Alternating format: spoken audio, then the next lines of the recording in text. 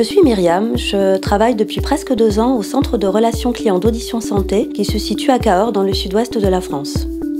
Audition Santé, c'est 220 laboratoires de correction auditive répartis dans toute la France. Nous comptons une centaine d'audioprothésistes diplômés d'État qui vous accueillent dans nos laboratoires.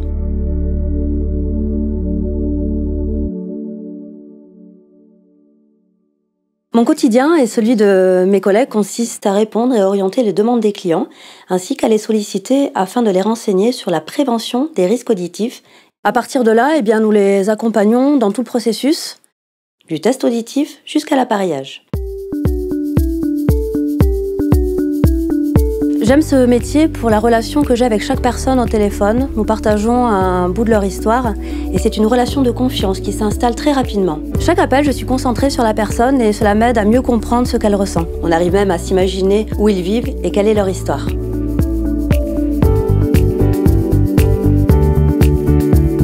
Ce qui est primordial dans l'exercice de ce métier, c'est le sourire avant tout.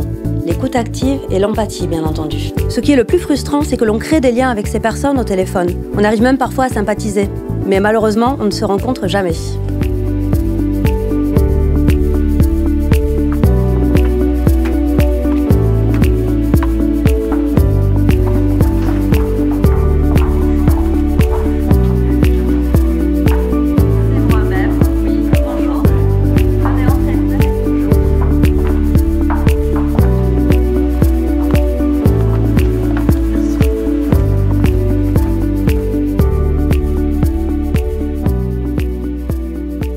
Comme on est dans un univers où, en fin de compte, on n'entend pas très bien, on prête moins attention à la pénibilité que les gens ont à converser avec vous. Il s'est passé combien de petites années, combien de temps entre le moment où vous vous êtes rendu compte que vous faisiez répéter, que dans les réunions vous étiez un petit peu plusieurs années. Isolé, plusieurs années, voilà, effectivement.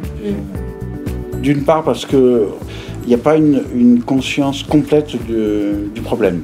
Hein, donc on se dit, ouais, bon, c'est comme, bah oui, maintenant j'ai plus 20 ans, je ne peux plus courir aussi vite qu'avant, quoi. Il y a aussi les autres qui sont particulièrement gênés par cet handicap, en fait, parce que quelque part c'est un handicap. Accepter l'handicap, c'est pas si facile que ça, donc il faut franchir le pas. Et dire, en fin de compte, il n'y a pas que pour moi que c'est important, c'est important aussi dans la relation que j'ai aux autres. Il est vrai qu'en général, quand il y a des démarchages téléphoniques, j'ai pas pour habitude de répondre, en fait. Mais là, c'était un peu différent parce que la façon dont la personne s'était présentée me paraissait tout à fait intéressante. Vous attendiez à ça, à ce résultat-là? Pas vraiment, non. Non, il y avait une double attente, en fait. C'est se dire, effectivement, ça va améliorer ce que je vais entendre dans une conversation.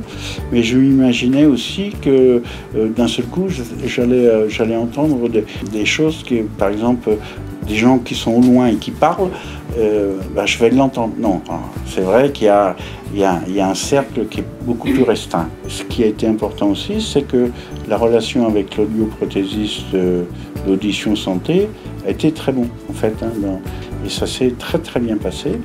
Et du coup, ça m'a permis de franchir le pas, de le sauter avec grand plaisir. Enfin, grand plaisir, c'est pas le mot, mais du moins, je veux dire, bon, j'étais serein dans ce sens-là.